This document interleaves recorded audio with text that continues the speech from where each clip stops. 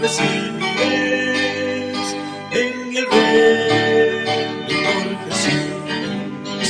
Y cuando miré a mi Salvador, dulces risas Él me dio.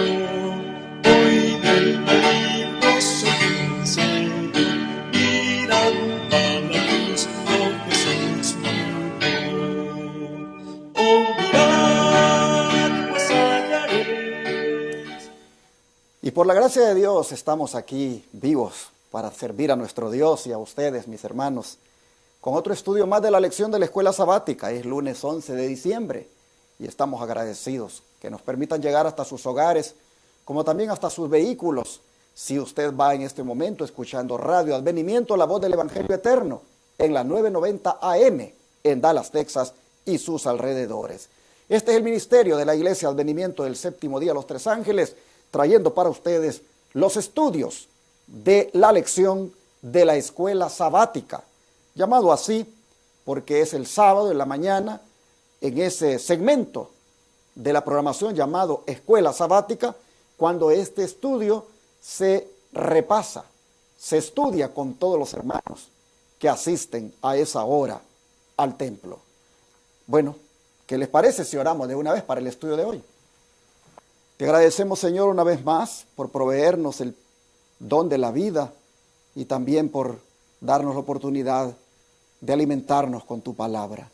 Señor, te pedimos que tu Espíritu Santo impresione nuestras mentes y nos dé ese discernimiento que se requiere para que la palabra pueda ser no solo entendida, sino también puesta por obra. Ayúdanos, Señor. Acompáñanos en el estudio de hoy. Sé tú el maestro. Te lo pedimos en el nombre de Jesús. Amén. Siempre bajo el título Hasta que la muerte nos separe, vamos a mirar ahora el matrimonio como un pacto con Dios. Es decir, no es un contrato social donde las personas se ponen de acuerdo por escrito ya de una vez. ¿Qué pasaría si no funciona con los bienes? ¿Cómo se van a repartir? Ese tipo de, digamos, de remedos que se hacen en cuanto al matrimonio, eso es obra del diablo.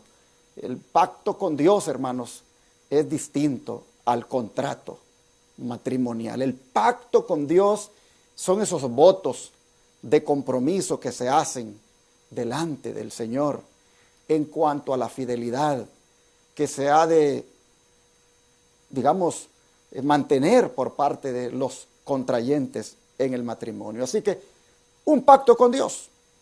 La Biblia sí presenta el matrimonio. Y vamos de una vez a mirarlo.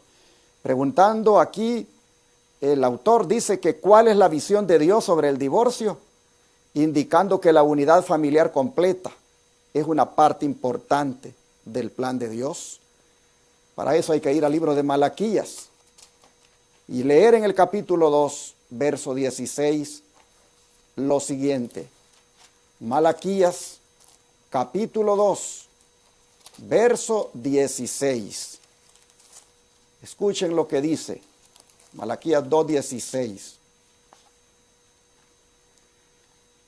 Porque Jehová Dios de Israel ha dicho que Él aborrece el divorcio. Algunas Biblias dice el repudio. Repito ahora nuevamente el texto. Porque Jehová Dios de Israel ha dicho que Él aborrece el divorcio. Y al que cubre de iniquidad su vestido, dijo Jehová de los ejércitos, guardaos pues en vuestro espíritu y no seáis desleales. Miren ustedes la visión de Dios sobre el divorcio. Es que Él lo aborrece. Él no lo ve con buenos ojos. El divorcio, desde este versículo, uno puede mirar que es algo que el Señor le es desagradable. Mire cómo lo dice, el Señor dice, Él aborrece el divorcio, Él odia el divorcio. Y al que cubre de iniquidad su vestido. Es decir, es como un crimen esto del divorcio. Otra Biblia dice, al que cubre de violencia su vestido. Oh, mis hermanos, el llamado de Dios es a que nos guardemos, dice, y no seamos desleales. ¿A quién? A la esposa, al esposo. Que busquemos preservar ese pacto que hacemos delante de Dios. Si nosotros venimos y rápidamente con la palabra divorcio en la cabeza, vamos ya queriendo deshacer lo que Dios juntó, hermanos, no sabemos realmente qué estamos haciendo, porque si sabemos que Dios lo aborrece, si sabemos que Dios lo odia, pues imagínense qué rebelión, qué pecado es ese, hermanos. ¿Y cuántos hay que no sabían esto? Y por eso, como decía el viernes, cuando tú no sabías esto y lo hiciste, hermano, hermana, lo que te queda es venir al Señor y pedirle perdón, porque lo hiciste sin saber, porque lo hiciste sin tener conciencia de lo que estabas haciendo, porque te prestaste para seguirle la agenda al enemigo. Y lo que te toca es a Dios decirle, he pecado, Señor. Y yo sé, hermanos, que Dios es tan bueno, que Dios es amor. Y yo sé que Dios te va a perdonar. Porque como decía el viernes, si fue capaz de perdonar a David en su adulterio que cometió con Betsabé, y no solo le permitió seguir siendo el rey, sino que, hermanos, le tuvo esa paciencia a pesar de lo que había hecho y lo dejó allí, siguiendo adelante con el reinado. Yo me pregunto, ese Dios que perdonó a David, ¿no puede también perdonar a aquel que hizo las cosas sin tener la luz y ahora viene y le pide perdón? Claro que sí. Si Jesús fue capaz en la cruz de decir, perdónalos porque no saben lo que hacen, ¿cómo no va a perdonar a aquel que sabiendo ahora lo que ha hecho, viene y le pide perdón? Tenemos también, hermanos, que entender que en Dios hay esperanza. Pero una vez sabiendo estas cosas, uno no puede, hermanos, fácilmente decir, me divorcio. Pues entonces terminemos ya con esto. No puede uno hacer eso, porque eso es seguir el plan de Satanás. Mire, Dios odia el divorcio. Dios quiere que la unidad familiar se mantenga. Es tan importante para Él que al que rompe la unidad familiar por medio del divorcio, Dios dice que mancha de iniquidad su vestido. Mancha de violencia su vestido. En otras palabras, hermanos, se constituye en un crimen lo que hace. Así mira Dios esto del divorcio. El don de profecía dice en Lugares Celestiales, página 204. El amor divino que emana de Cristo nunca destruye el amor humano, sino que lo abarca, refinado y purificado. Por él, el amor humano es elevado y ennoblecido. El amor humano nunca puede llevar su precioso fruto hasta que sea unido con la naturaleza divina y ejercitado a crecer hacia el cielo. Jesús quiere ver matrimonios felices, hogares felices, el calor de la verdadera amistad y el amor que une los corazones del esposo y la esposa es un goce anticipado del cielo. ¿Se da cuenta? El Señor quiere que seamos felices en el matrimonio. Y cuando hay un divorcio, dígame usted, ¿hay felicidad ahí? ¿Cómo quedan los hijos? ¿Cómo queda la parte inocente? Oh, hermanos, son traumas que se llevan por años. Quedan esas secuelas. Entonces, el Señor está diciéndonos de antemano, miren, no hagan eso. Yo odio eso que hacen porque yo quiero que ustedes sean felices. Por eso se los digo, para que no lo hagan, para que no se divorcien. Y repito lo que siempre he dicho. Pero pastor, este hombre me casi me mata, es violento. Pero pastor, mire, están ocurriendo cosas que ya no se pueden soportar. No se puede seguir viviendo así. Entonces, sepárese. Sepárese y viva solo o viva sola. Pero como siempre digo, no vaya usted corriendo donde el juez o donde el abogado para disolver lo que Dios juntó. Sepárese. Y es posible que en algún momento el Señor, obrando en el corazón de ambos por separado, venga y convenza a cada uno de buscar la reconciliación. Y si no usted quiere seguir, no está obligado, no está obligada, pero tampoco puede venir y buscar el divorcio y casarse con otro, con otra, porque eso está leyendo usted, Dios lo odia. Pero Mateo 19 dice que no haga de ese versículo una doctrina. Mire, estudie la Biblia en su contexto. No agarre ese versículo nada más de donde se ha agarrado la millonada de gente para ir contrario a lo que Dios enseña. Un texto sin su contexto es un pretexto. Y el contexto, mire usted, desde la semana pasada lo venimos viendo.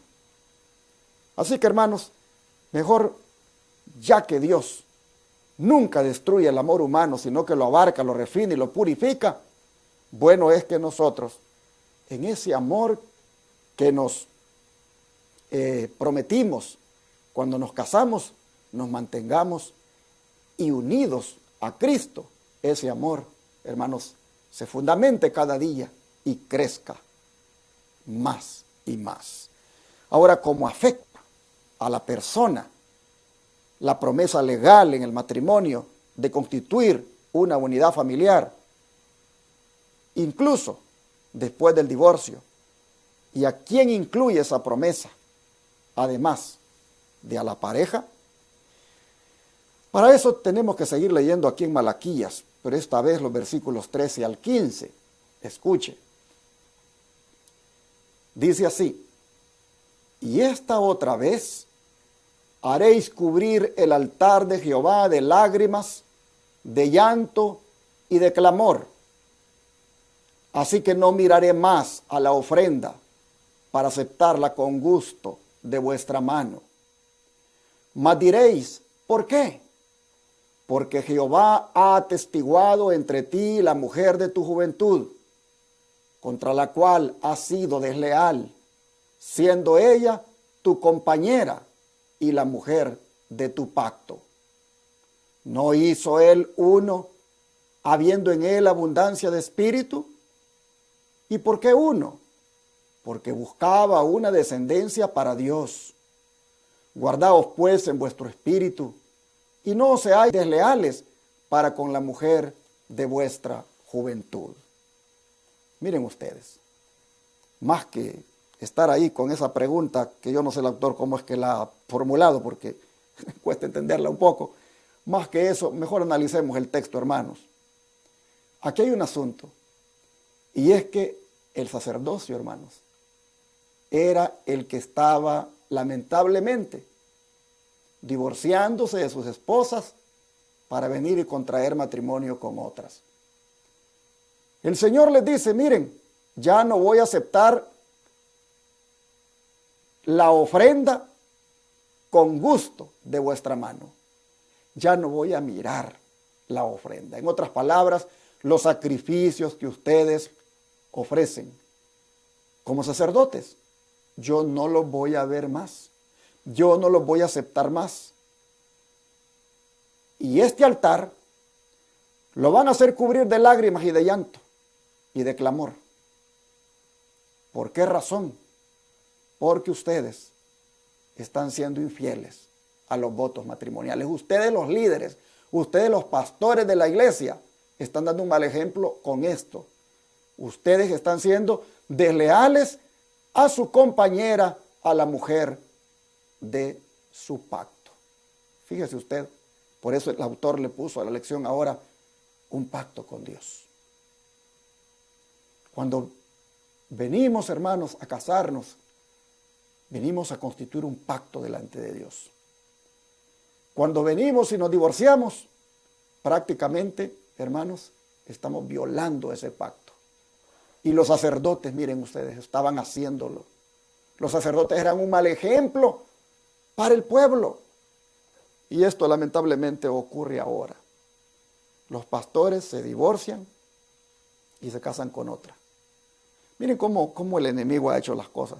Por un lado tiene a los sacerdotes católicos allá con el celibato, que les prohíben casarse. Y por otro lado tiene a los pastores avalando el divorcio y ellos mismos siendo un mal ejemplo, divorciándose de sus esposas para casarse con otra. Y esto no lo estoy diciendo, por supuesto, en una forma general aplicada a los pastores. Pero hay pastores que están en eso. Lamentablemente, en los días de Malaquías ya se estaba dando con los sacerdotes. Y Dios, hermanos, Dios dice, son desleales a la mujer del pacto. Dios los hizo uno, porque buscaba una descendencia. Pero ustedes están siendo desleales. Así que les dice el Señor, no sean desleales para con la mujer de vuestra juventud. Eso es violar el pacto. Y Proverbios se une, porque esto era en el caso del hombre, pero mire Proverbios 2, versículos 16 y 17, lo que dice. Proverbios 2, 16 y 17.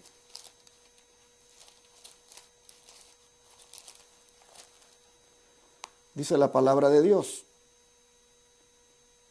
serás librado de la mujer extraña, de la ajena que halaga con sus palabras, la cual abandona al compañero de su juventud y se olvida del pacto de su Dios.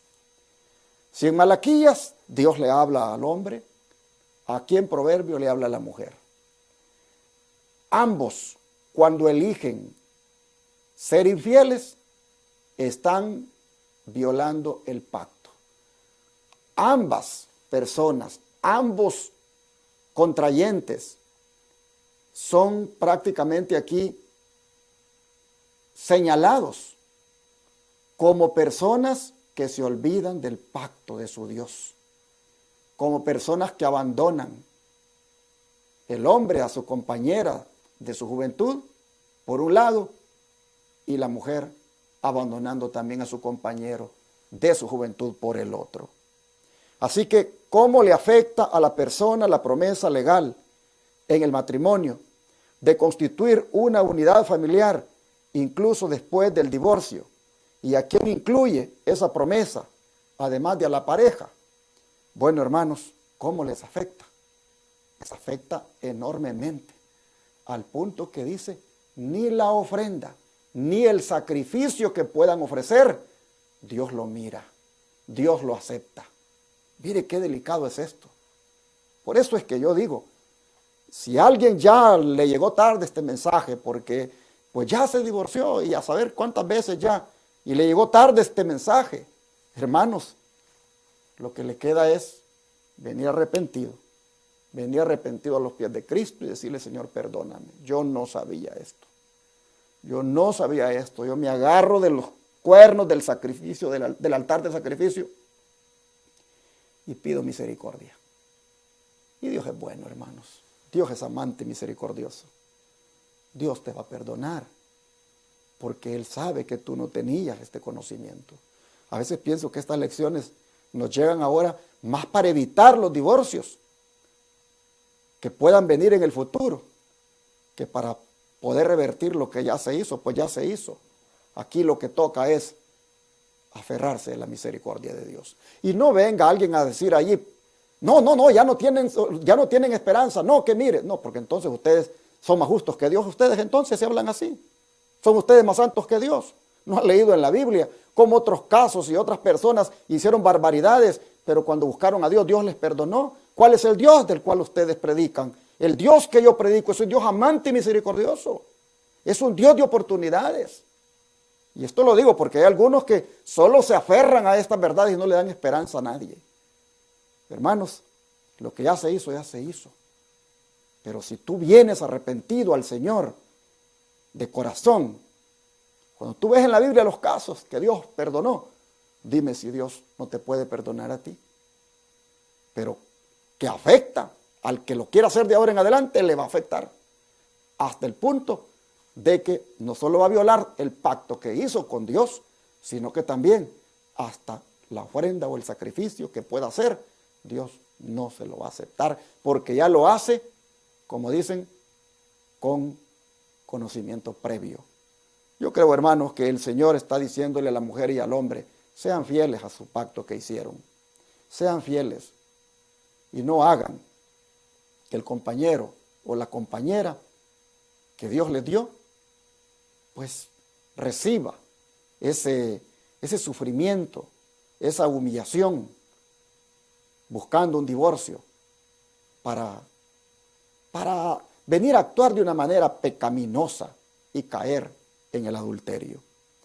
Así, hermanos, afecta tremendamente a la persona la promesa legal en el matrimonio de constituir una unidad familiar, incluso del divorcio. Dice el don de profecía que el vínculo de la familia es el más estrecho, el más tierno y sagrado de la tierra, y que estaba destinado a ser una bendición para la humanidad.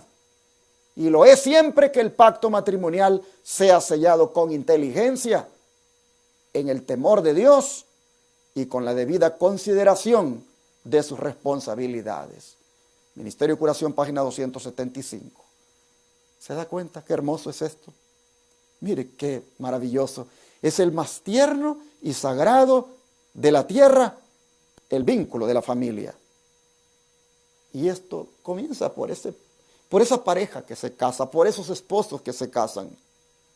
Dice que esto Dios lo destinó para ser una bendición para la humanidad. Y por lo tanto el matrimonio se debe sellar con inteligencia, en el temor de Dios, con la debida consideración de sus responsabilidades. Si usted se da cuenta que alguien se quiere casar o se va a casar, déle ese consejo y dígale, mira, vas a hacer esto, pero debes de tomar en cuenta que eso es algo muy serio delante de Dios. Y no te lo digo para desanimarte, sino para que sepas que vas a hacer algo, que lo vas a dignificar con tu actitud. No vayas por los primeros problemas que surjan, por las primeras cosas que desagradables que puedan venir, no vayas a querer ya romper eso. Trata de buscar la manera de salvaguardar el matrimonio. Bueno, hermanos, pregunta la lección que cómo es posible que de repente los judíos afirmaran creer a los profetas. Pues vean lo que dice Mateo 19, versículo 7. Mateo 19, versículo 7. Dice, le dijeron, ¿por qué pues mandó Moisés dar carta de divorcio y repudiarla? Es que ellos siguen, hermanos, ellos siguen argumentando que lo que hacen está respaldado por Moisés. O sea, de repente le creen a Moisés. De repente Moisés viene a ser aquí mucho más importante que su padre Abraham. Y dice, pero es que Moisés fue el que mandó dar carta de divorcio y repudiarla.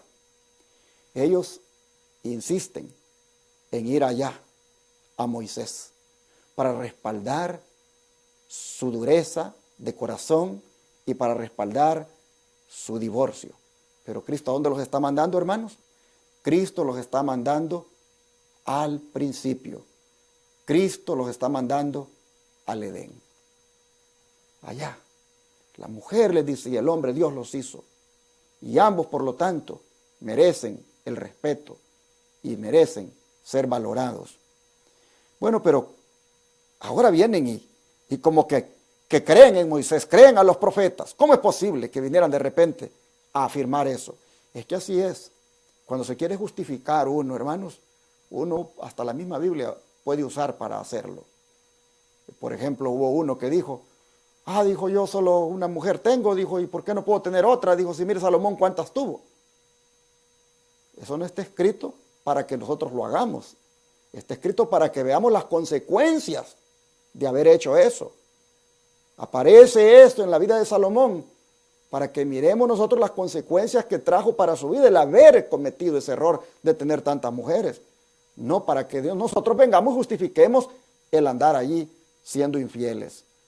Hermanos, así vienen estos judíos y dicen, no, pero es que Moisés dio carta de divorcio. Él mandó que se pudiera dar carta de divorcio a la mujer.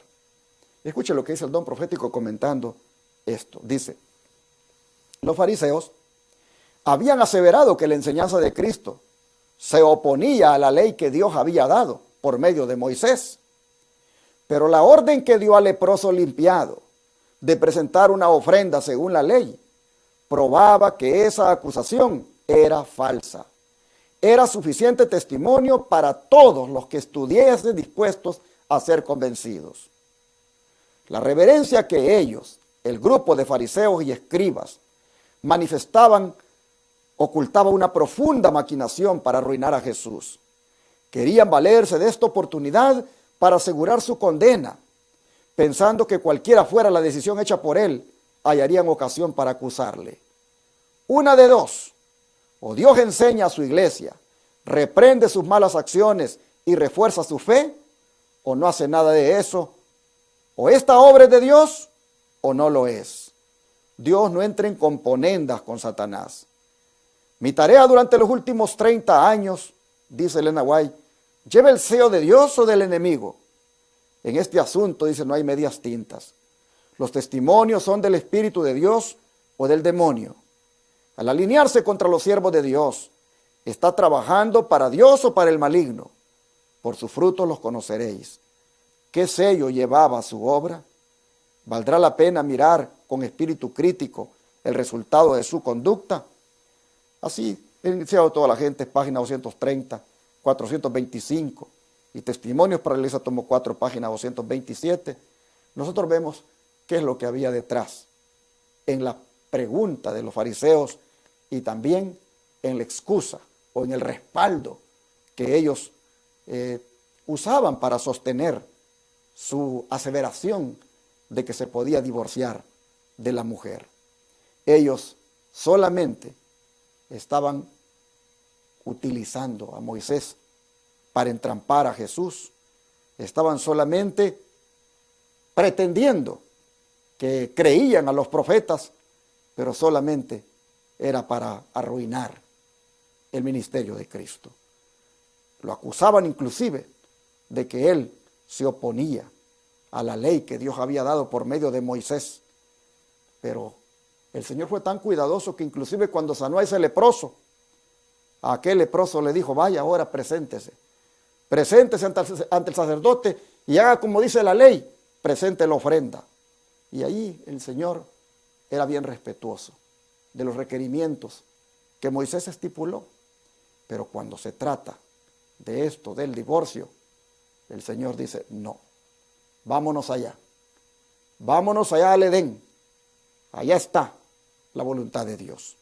Así, hermanos, el Señor viene a vindicar el pacto. Mire qué cosa, que el pacto con Dios que se hace en el matrimonio está sustentado en la ley del pacto, en el pacto de la ley de Dios del Sinaí. Así que es algo bien solemne, bien sagrado lo que se hace cuando se contrae matrimonio. Bueno, ojalá, hermanos, que sigamos siendo fieles a la compañera de nuestro pacto, o sigamos siendo fieles, en el caso de las mujeres, al compañero de su pacto. Y más bien, hermanos, busquemos de Dios, consagrémonos, tanto la esposa como el esposo, para que el Espíritu Santo nos transforme y nos ayude con el carácter y así llevarnos muy bien, de tal manera que prevalezca el amor entre nosotros. Voy a orar para que Dios nos ayude a no solo vindicar el pacto que se hace con Dios a través de este estudio, sino que también nos preserve en ese pacto. ¿Qué les parece? Vamos a orar. Gracias, Padre, una vez más, por mostrarnos lo sagrado que es el matrimonio, por hacernos ver que se trata de un pacto que se hace delante de ti. Ayúdanos, Señor, a ser fieles al pacto. Ayúdanos, Padre, a que ese compromiso matrimonial lo valoremos y lo mantengamos en alto.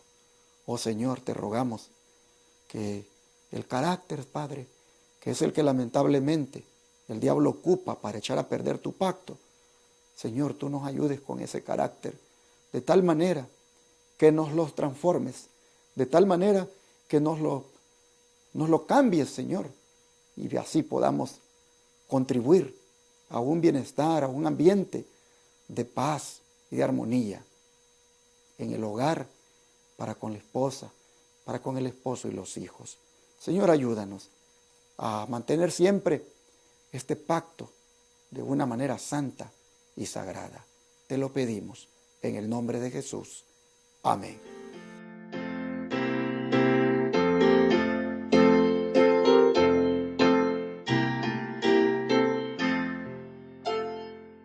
En tu nombre comenzamos esta escuela, oh Señor.